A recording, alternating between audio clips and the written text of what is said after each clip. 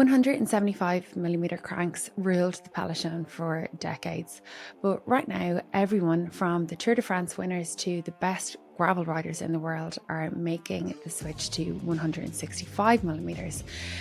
Anthony sat down with Phil Burt, who is the legendary physio for Team Sky, Ineos and British Cycling, to unpack the science behind this game-changing trend. He's the man who helped Sir Bradley Wiggins to gold, and today he's going to reveal why shorter cranks aren't just for the pros anymore. But switching isn't as simple as slapping on new arms. Phil is going to break down the 3 critical tweaks you must make to your bike fit, or risk losing speed, comfort and efficiency. Welcome to the podcast, Phil Burt.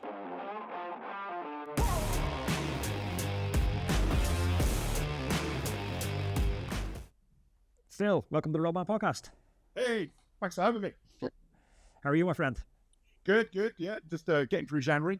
Cold and wet in Manchester, but yeah, it's all good, thanks. I want to pick your brain because you've worked with some of the best riders in the world. I'm sure you'll hit us with a load of name drops as we go.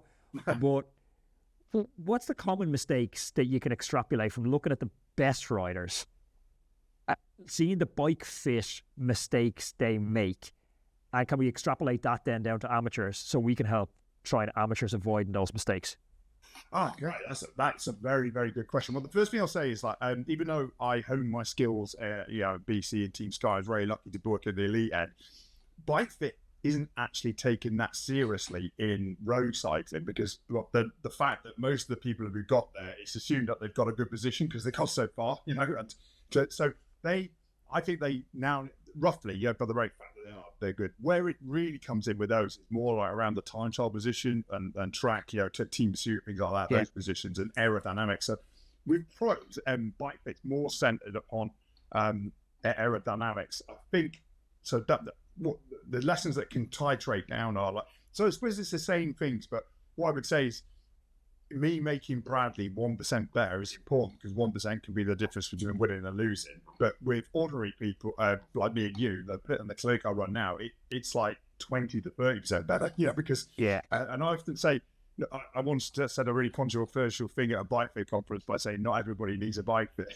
It went down like a shit balloon, but it's just but what I meant by that is in my book I talk about micro adjusters and macro absorbers, and a macro absorber, someone like Jared Thomas, who once rode half a stage of the Tour de France on the wrong bike, apparently, he took a spare bike. It didn't affect him, but it doesn't mean he was optimal, but he managed to survive it. And that's my take sometimes with bike with ordinary people. It's like, you might have pain or issues, but you might be leaving loads of power on the floor and it might be very on aero, so some people just like riding the wrong one with handlebars can make you push a hell of a lot more air, but we're more set up for people enjoying cycling and developing power to achieve their goals and getting round it. You see a lot of people these days, I don't know if you see the train just seems to be longer and longer. I had a guy last week who wanted to come in and said, look, I get numb hands. And I said, all right, well, when do you get them? And he goes, about 600 kilometers. What? That's normal. Sure. So try to help him. So I think I'll turn that around a little bit. I'm going to be a bit controversial here, which I know you like to, and say, I think pros, I've seen amateur athletes have much better bike positions than some pros. And the reason why is that I think they neglect it a bit. But at the same time, have you seen recently, you probably know if anyone's ever listened to me, I'm always banging about crank length, the fact that it doesn't affect your power in some like cycling, so you can manipulate it to good effect to get over issues on the bike. And most of the time that was under the radar. But now Podjar's riding 165s. That's it. Everyone's just going on 165s. So talk to me about that. What's going on with this shorter cranks trend? Because for a long time, the prevailing theory was kind of Jan Ulrich and stuff back in the day. Like they were pushing up towards 180 cranks, with the idea being Archimedes, give me a big enough lever and I'll move the world.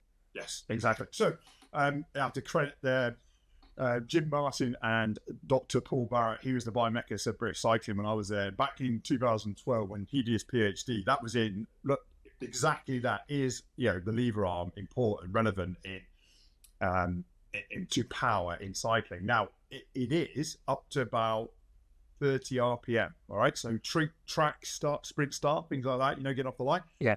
But after that is what we call sub-max cycling. That's what most of us do, endurance cycling.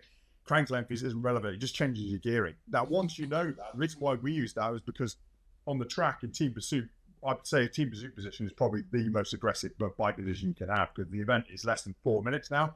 So you can put up with a lot of pain, at the service of power and aero.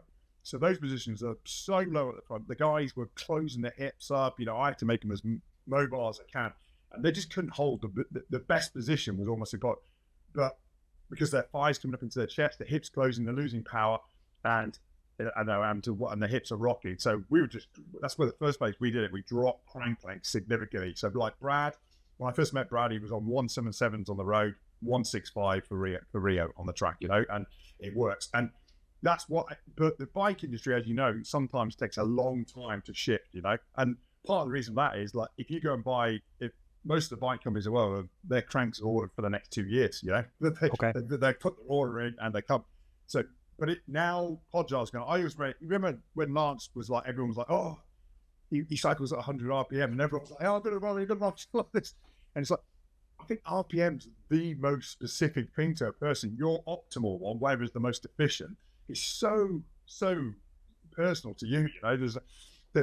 So what's the data on these cranks? So like, I'm trying to think of what's the different metrics at play here. So it's like, how is it affecting torque, cadence, power? And once you go above a certain RPM and it becomes sub-max cycling, at that point, if you reduce crank length, say you're in one gear, and reduce crank length, your RPM will go up because you'll go around faster. So all you're doing is changing your gear. So to stabilize the RPM back to what it was, you just move into a harder gear. So that's it. So crank length, a crank is part of your gearing system. If you imagine it as 3 circles, So the benefit of it is, obviously, you have a bit more clearance if you're railing through corners, but it's mainly an aerodynamic benefit. Well, in itself, as I believe in the small wind tunnel, like a 5 mil drop does produce a drop in CDA itself, because that's a moving. It's a small amount, but it definitely does. This is where it comes. This is where the interesting stuff, Andy. If you've got a good bike fitter or someone, what you do is you drop the crank length, you move higher in the saddle because you want to maintain the good side of it, and forward. You get the hip more over the bottom bracket. That nearly always increases power. Nearly everyone I see, when I drop their crank length, we do it for 2 reasons. One, to get rid of to get rid of pain, so for example, knee pain. You can even solve saddle sores because it decreases your movement on the saddle. But most people will always come back and say either they find they produce more power or they produce the same power for miles more easily. So it's a better position. So if you imagine you've got too long a crank on, you have to almost absorb it on the way back up, at the back end of the stroke. Once you have a smaller crank, you can get up and over the bottom bracket, and that means you're stomping down much more efficiently. So how much is somebody that's gone from a 172 to a 165, which I guess is becoming the new standard, how much are they raising their saddle height by? So my method is always, if the saddle height is correct, so first of all, make sure that's correct. If the saddle height is correct, what we do is, if they're dropping 7.5 mil, we move the saddle up 7.5 mil, so the knee extension stays the same. But you have to move it forward then, obviously, because the saddle goes backwards, and then get over the back. The skill is, that's what most people will be making the mistake of doing, is dropping the crank length, but then not modifying their saddle height and position to take advantage of it, if that makes sense, Yes, that does make sense. So that's the bit you've got to do afterwards, and it makes sense. And honestly, I've had people come in to me, email me back and say like 20, 30 watts they found, and it's really good for below back pain because your hip flexor muscle, one part of it, the psoas, inserts upon the lower rib. So really, when you get off the bike and you go for the cafe stop and you're really stiff for the first few minutes. I'm actually really bad with that, right in the lower back, kind of rector spinae type area. Yeah, if you drop your crank length, that's miles easier. I've looked at the British Triathlon's positional process for the last 6 years, so like Brownlee brothers, Alex Yee and all that, and we regularly ride 165 on the road bike because they get off the bike and they run better straight away off it. It's good on the bike, but it's good off the bike as well. Interesting. And would you go with the same on a gravel bike? Well, for clearance reasons, it's the same. Yeah, absolutely. Yeah. And then with gravel stuff, you're often in those. I mean, it depends. At very, very low RPMs, your crank length does come around. But how often are you going up 1 in 4 stuff? Not very often. So yeah, not very often. Regularly, I definitely think it's beneficial. But as I say, I think it's. I hope people don't make the mistake. If you're on, for example, you're at 172.5, so you drop to 165, but don't modify your saddle height, you're sitting too low. Yeah. You get a good hip there, but you sit it. So my methodology is to raise us out, get hip clear, as we get older as human beings, remember, first and foremost, I'm a physiotherapist, our hips get stiffer. That's the first thing, because when we stood up, a couple of million years ago, when if you go into British Museum, a dinosaur skeleton is very similar to ours, and we stood up, but there's evolutionary changes are happening, but we generally, so when the hip gets stiff, we take people's crank down and they're just like, yeah, bloody hell, this is amazing. Mainly for pain and discomfort, and getting people over those things and keeping them cycling, because cycling is a great sport. There's no eccentric forces in it. So you see plenty of people cycling hard into their 70s. You don't see many people running marathons hard in their 70s, because there's a lot of my local group rides 84. Really? Yeah. Sean Lally's a legend in our cycling. The races he's forgotten more about cycling than I know. It's like Sean Kelly, is it? Yeah, no, literally, him and Sean Kelly, there's great pictures of two of them sprinting against each other back in the day, but yeah, he's a legend. But as you're saying that to me, I'm visualising it, and I'm even seeing Poggy, and I'm seeing a lot less lateral hip movement, a more stable position. Exactly. Can we measure efficiency levels on that? Because that has cascading effects then into nutrition and all sorts of other areas on the bike. Yeah. So if you drop crank length, you imagine my best, what I used to describe, imagine you got two ducks on the pond, the one with the bigger cranks is like this, trying to stay up, and the one with smaller cranks is like this. So you're absolutely right. If you drop that crank length, what you do is you get less vertical and lateral hip movement, and you stay more solidly in that position. And you're absolutely right. By the first principles of physics, that would then flow through to everything else, wouldn't it? And I don't know whether Podjar's been riding 165 cranks for long, but I imagine he was, because he looks so good on the bike, doesn't he? So still. And you think about the efforts God, I saw that interview the other day. What his zone 2 is? What is it? Stupid. Heart rate with 320 watts. That's like it's just bonkers. But you think about the efforts he does when he's chipping off the front and doing it all on his own. You can't sit behind anyone. You have to be solid, as aero as you can. And that lower cranks will definitely facilitate that. But it almost anatomically changes you on the bike into what we used to say back in the day is how hard was that race? I was on the rivet for the entire race. But on the rivet just meant, I was sliding right to the tip of the saddle, and I spent an uncomfortable couple of hours on the tip of the saddle in lineouts. We've just adapted the position, so we're there in our most powerful position, but as a default. Roadman, whether you're a weekend warrior or a world tour rider, the right tools can make all the difference. Enter 4i's Precision 3 Plus Power Meter, the latest innovation from 4i, designed to help you reach peak performance. The Precision 3 Plus Power Meter is a compact yet powerful unit. It weighs just 9 grams and it's packed with features that set it apart, including integration with Apple's Find My network, giving you the peace of mind by letting you track your power meter wherever it is. Plus, you've got up to 800 hours of battery life. We all know that accuracy is key, and 4i's delivers a groundbreaking plus or minus 1% accuracy thanks to their unique 3D strain gauge technology. For those seeking even more data, the Precision 3 Plus Pro Power Meter offers dual-sided power meter metrics, giving you detailed insights into pedaling efficiency, torque effectiveness, and left-right balance. 4i's offers versatile product options to suit your needs. Choose from ride-ready power meters with pre-installed units on Shimano cranks, or up for factory-installed power meter, where you send in your crankset for a custom installation. Ready to elevate your cycling game? Trust 4i's Precision 3 Plus Power Meter. Precision, performance, and peace of mind all in one.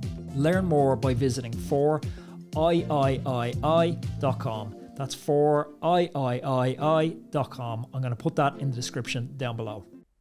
Yes, exactly. And do you remember Contador used to slide all the way forward to the front of his time trial bike, and every bike wanted to get it.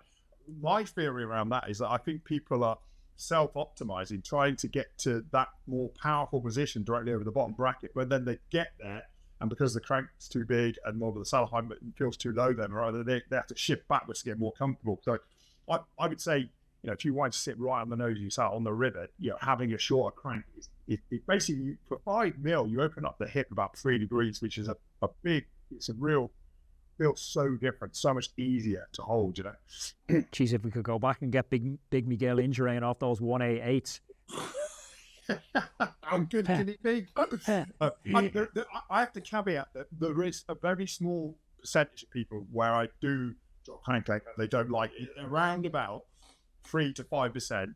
But I've worked out, I think those people are normally on very long cranks and they've got really used to it. And what they do is they almost like get a little bit lazy and they use the crank to close up their ankle, if you know what I mean, and they sort of lean into it. Yeah. And so you can have all the sides of the one, and the science is strong. It doesn't affect crank length, but we all have our preferred movement pathway. If you jump over a box or tennis net, and I do, we'll do it in different ways. And that's why we all pedal differently. We don't really pedal. We walk on bikes. we take walking, because that's in the back of our brain, and then we turn it into pedaling. So everyone pedals slightly different in their own way. And that's why crank length is what I call the volume button on asymmetry as well. So like all human beings are slightly asymmetrical. Cycling is completely symmetrical. So when you get there, if you've got a big crank, then you got one-sided saddle sore or knee pain, often dropping crank length will even you up a little bit, it'll turn the volume down on how much you have to move around, and then boom, a lot better. How correlated are saddle sores to poor bike fit? Massively. So I see people come into the clinic and they literally have a bag of 10 saddles. They can be like, nearly 2,000 pounds in there. And they say, which one of these? I go, we start with that one on the bike. Why? Because if it's not the right place, it can't work. So that's first and foremost. So I think the biggest mistake people make with saddle sores is blaming the saddle. It's like, so it can, of course, it can be you've got the wrong width, wrong shape, wrong type, using a time trial on a road bike, for example. There are some simple things, but my key tips of that are, make sure you got your saddle in the right place. And it's normally a little bit higher, a little bit more further forward, with a little bit more tilt down than what most people like. I don't know any saddle in the world that's meant to be used nose up, but it's a common thing that you see is people are doing that, and it's easy to get over. So, yeah. I surveyed kind of a subsection of our mailing list, and I told people you were coming on. Everyone's very excited for it, but 3 main questions reoccurred. It was 3 problems: numb hands, knee pain, back pain. Yep. 95% of people who said they had ailments had one of those 3. Can we rattle through them and see if there's addresses to each of those? Yeah, sure. I mean, numb hands, common reason for that will be too much weight on the front. So you might be too high in your saddle, or the front end might be too low. So raising the front can help with that. But a more common one is on the wrong width handlebars. So I often say, if you look in the mirror, when you're on your hood, you should go right through the middle of your shoulder. It's in my book if you want to look. You should go for there. So like if you're on 44 wide bars, and you have the splay out here, it really puts a lot more pressure in the part of your wrist where the nerves are. So check your handlebar width. Check you haven't got too much weight in the front. If you have really locked out arms, you push it back from there. Like those 2 things are normally a reason why people would get numb hands. If it's bilateral. If it's on one side only, that's sometimes due to people being a bit twisted and they're putting more weight from on. A little bit harder to tackle. And what causes it? Is there nerve endings in there? So you got the median and the ulnar nerve come through here, and they're fairly close to the surface. So imagine if you're in that there, if you're weight bearing in that position and putting a lot there, and then your handlebars too wide, you tend to come splay out like this. You want to be in that neutral position on the hood, really. That's the best place to be.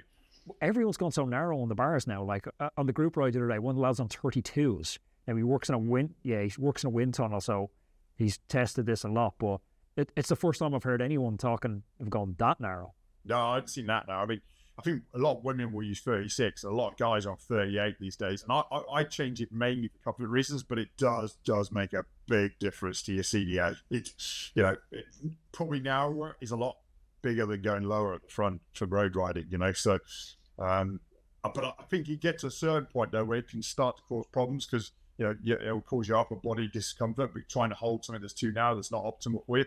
So as always, there's a sweet point in the graph, isn't there, where you go, for example, saddle height, you can dead easy. If you ever want to measure your most powerful saddle height, just keep putting the saddle up, keep testing, be a British cycler, and then when it goes too high, the power just drops off because it's too far away. So I think with that handlebars, you have to be a little bit you can't go narrow forever because it's going to become unsustainable to hold. What's the equivalent? So you're saying kind of 165 is nearly the default crank size we're going to move to.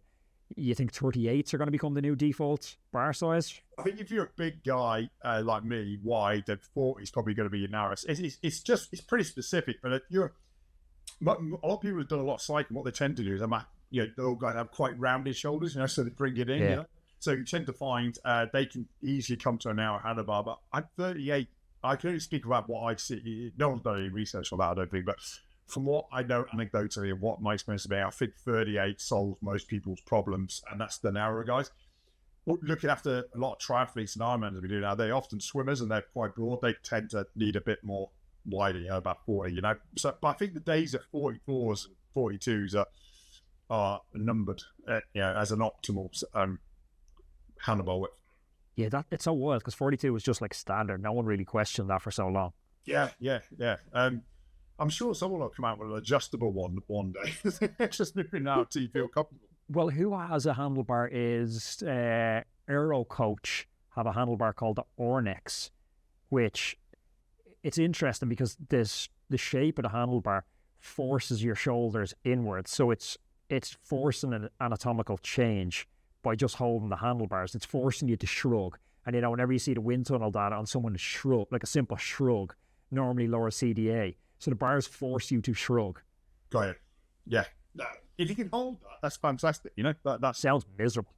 It's just Do you want to enjoy your bike ride or what? Well, that's the big thing. Is we often see the mistake people make when they collect is they bought their Mark Cavendish Tour de France bike and they work in an office all day all week and they're like, this bloody kills me. And I go, well, it's not right for you. He's paid to win races. He has to suffer that position, and needs to do it. You don't need to do that. So horses for courses, isn't it? That's what it is. It's horses for courses. Well, it's been clear what we're optimizing for. Obviously, the World Tour guys are not optimized for health. They're not optimizing for enjoyment. They're optimizing for performance. Exactly. Now, for us, if we optimize for health, maybe performance is downstream from that, but not always. No, exactly. My take is you prioritize that. Bike fit's really easy for me. I always start with the engine room. Let's get the saddle in the right place first of all. Let's make sure we can produce power in the most comfortable, efficient way. The rest of it just drops into place. I think that with time trial bikes, for example, can't believe how many people make mistakes. Time trial bikes are you should always be more powerful in your time trial bike than your road bike, right? It should do, because the whole point of them is that the saddle is further forward and higher. So you're stomping that I was talking about. Yeah. The aero bit is almost afterwards, if that makes sense. They are more aero, per se, but it's because the back end is so much higher and further forward, so you need to get that right. So, most of the people we see come in, they always are. I don't care about aero. I'd like to generate power efficiently so I can get round what I want to get round. But very most important, they want to be sustainable and comfortable. And if someone's going, like your example, I think you said someone came in, they were getting numb hands after 670 kilometers. It sounds wild, but so many of the listeners do have these goals now because ultra's becoming just so normalized, where people are going to do Badlands, Tour Divide, these type things. I've seen friends, like I have one friend who's a bike mechanic, and he couldn't use his hands for like a month after doing one of these ultra endurance things. That he just had no dexterity in his fingers. Is there different advice you would give to someone tackling one of those ultras? Roadman, I'm going to date myself here, but I've been riding the bike for almost 20 years. And in that time, I've cycled through every cycling apparel brand out there. And I kept swapping out different apparel brands each season until I found Le Col. There's something really different about Le Col. And as soon as you slip into the gear, you notice it feels different. It feels better. I've had the pleasure of chatting with Janto Barker on the podcast. He's the Le Col founder. And his dedication to crafting the fastest, most refined cycling apparel out there, it's nothing short of inspiring. Janto isn't just trying to create gear. I get the feeling he's actively and obsessively trying to perfect cycling gear. Trust me, as soon as you slip on the Le Col kit, as soon as you zip up that jersey, you can feel that commitment. The proof for Le Col, it's in the pudding. This is the same kit that Jay Hindley wore when he clinched overall victory in the Giro d'Italia. There's a confidence that comes with wearing apparel that's been battle tested and podium proven in races like the Giro d'Italia. Trust me, feeling good on the bike means you're going to perform better. If you have a second, I highly advise you to jump on over to lacall.cc and check out their amazing range of kit and experience this feeling for yourself. Yeah, I memean, so I've done a bike to one of the guys who's one of those. They're normally the guys who do race. They're different animals. They just don't feel pain in the same way as the rest of us, you know. But I think you have to be a little bit careful if you're having to go at those things. And I've seen a couple of people who would do Land's End, the end-to-end Land's End to John O'Groat, and haven't really cycled that much before, and didn't know that their hands shouldn't go totally numb and then be numb the next day. And one guy I did see got referred by Hansen, he completely killed the nerve in his hand and never got the feeling back. So I don't want to scare people, but that can happen. I think the numbers that you want to be mindful of is it's all right to do a really long, most people, if you ride 100 miles, you're going to have numb hands, maybe at the end of it a little bit. If you shake it and it goes away, good. If you get off the bike and it's gone away the next day, good. If you get up the next morning and you still got some numbness in your hands, that's not good. Because nerves, basically what you're doing is it's called neuropraxia. You're compressing the nerve and almost like killing it, shutting it down. And nerves are really, they're not like muscle. They get really pissed off when they get irritated, and they take a lot longer to recover. So my advice on that is, do the long distance thing. But if you're getting numbness that is continuing permanently, then you might want to think, hold on a minute, this could cause some long-term damage. Yeah. And is numb feet the same principle? No, I would say with numb feet, numb feet is generally falls into two categories. One, hot foot, where your feet do swell when it's hot outside and longer rides because it's hot. There's nothing worse than hot foot, is there? Yeah. There's nothing worse than hot foot. Yeah, hot foot. Well, see, hot foot is more down to there's a big neural bunch called the morse neurometer condition between the foot, the big toe, and the second toe, and underneath there's a neural bundle there, and if you get too much pressure, maybe because you haven't got the right shoes, got a bit weird anatomy, posture, and that. Often that can be easily sorted out by the right insole, or podiatrist's insole, or in the right shoe. Those things can easily be sorted out. They're quite easy. And then the big thing with hot foot is like adjusting your shoe. Basically, when you take your socks off at night, you see that little line around your ankle. That's what we call dependent edema. So because the heart's up here, it's hard to get fluid back from your legs. So if you're on your feet all day, you have a slightly swollen ankles. Anybody does, even if you're on the bike. So say you're doing 6 hours, that's the same thing. So what happens is when the foot swells, if you don't have the shoe hasn't got the space, that pressure goes back on the nerves, and that's why you feel the numbness. Okay, so you're telling me when I get to the coffee shop, I need to be getting the feet up in the air. Yeah, the feet up in the air. Well, yes. And what was the other one? Low back pain, was it? Knee pain and back pain were the two other ones we kept getting. So knee pain is probably the most common cycling injury, and it's basically because in cycling we sit on our hip hasn't got to do much compared to running or walking, and our foot's locked into a carbon fiber shoe and a fixed pedal. So the knee's the joint out in the wind is the way I look at it. Yeah. So if you haven't got your setup right, it takes a battering. So I think first and foremost for knee pain is the classic. Make sure you're not too far forward. That's it's front anterior knee pain. The old plumb line measure is doing that simply, making sure your knee forward foot's good is good. More often than not, people sitting too low, so counterintuitive, put your saddle up and see if it opens up your knee, makes it a lot more comfortable. What I generally find is some people have, if you walk like a duck, for example, and then you go on a fixed cleat system, Shimano look, whatever, that might not be the best one for you. So people have problems sometimes speed play a lot better because they allow you to put your feet where you want to, exactly where you want to, just move them where they want to, and that replicates, like I said before, we walk on bikes, it replicates how you move normally, and therefore the pedaling's not that different. And then another one is obviously the iliotibial band, insertion. So women tend to get that more than men because they have wider hips. But if that's the case, one thing that nobody ever talks about in bike fit is stance width. So extra small bike, the pedals are the same distance apart as an extra large. That doesn't make any sense, does it? No, yeah. No, and you think so. Just adapting if you have ITB lateral sort of thigh knee pain, just moving moving your cleats in so your feet move out, and then if you can normally add about 4 mil with washers to any pedal system, and the thread will still be guaranteed. But then of course some pedal systems Shimano do the 4 mil on wider ones. That's because they used to make them for Mark Cavendish. He rode 4 mil wider all his career because he's a little wide in the hips and very powerful. So that's why they're there. So I think knee pain is it's the weird thing is it's the most common cycling complaint. But what's the first thing anyone does after a knee operation? They don't go running; they get on a static bike. Yeah. So cycling's brilliant for knees. Is if you get the setup right. So I'd say just you might need to invest a bit of time and effort. And if the usual go-to rules of thumb aren't working, that's where seeing a physio bike fair might work out. And they can match you to what the issue is. With back pain, how much of it is fit versus not strong enough core stability? Or can you paper over one problem with the other? A really good fit, you maybe don't need the same level of core stability. Right, here we go. I'm going to go on a rant now. It's like core stability is bullshit.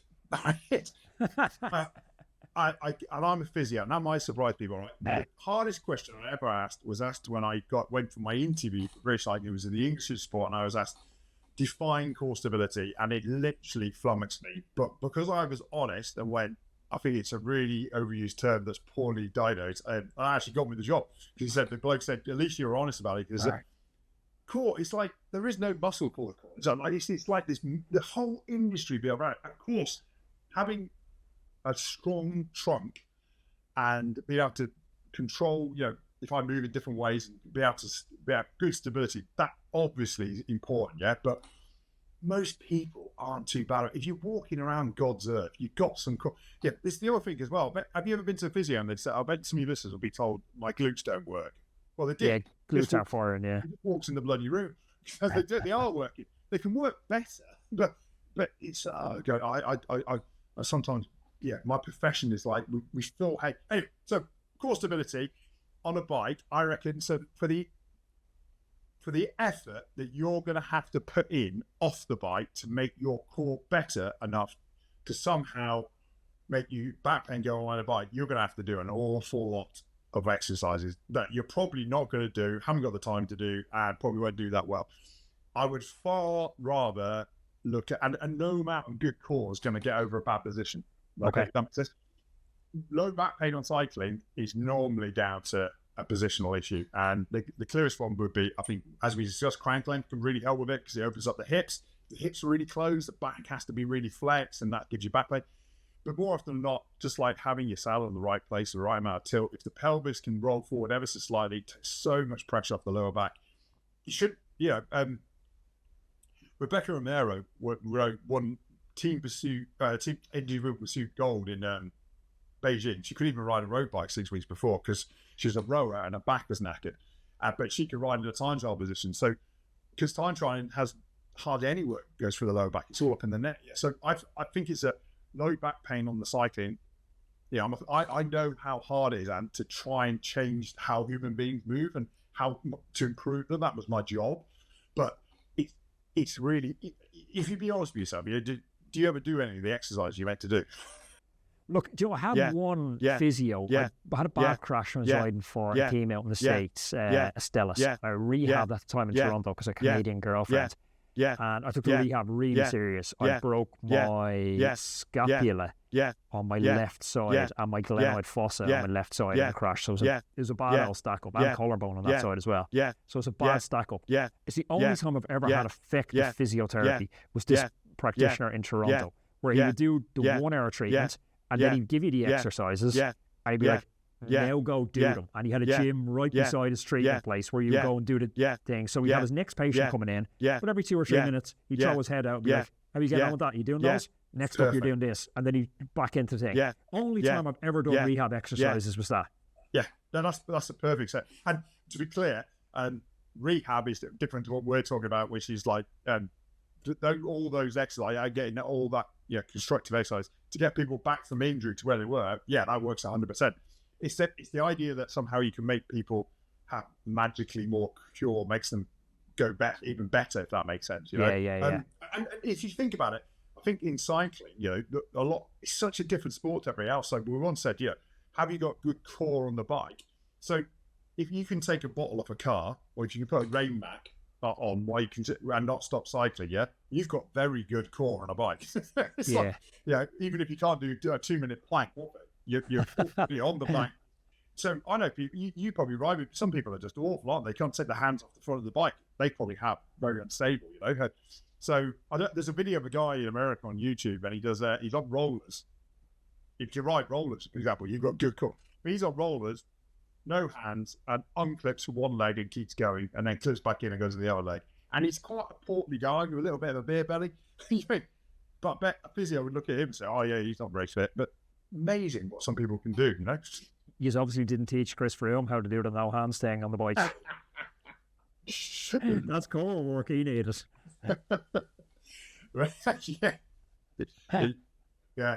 Gust of wind, apparently, but I remember at the time people were, I think they were saying like he faked the crash or something. There was a whole, like he almost lost his leg from what I heard. The crash was so bad.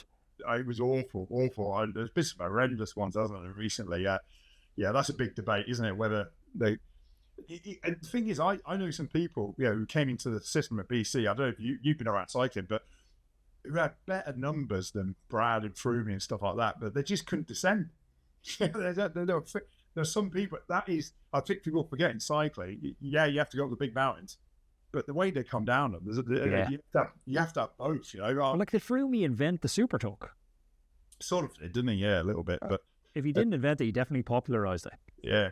Was it off with the stage he won? I can't remember what stage it was, but I remember. Yes. Yeah, it was. I know the one you mean. Was it down the parachute, wasn't it? Yeah. So, the white jersey, wasn't it? Yeah, and that's why I thought maybe, I don't know if the UCI banned this, but I wondered whether it's probably because they weigh too much. But I thought someone would start using dropper posts on road bikes and glide tours, Well, Matej Mohoric used the dropper post in Milan-San Remo. Oh, did he? Right. Yeah, the year he won it. It's terrifying. You should watch it on YouTube.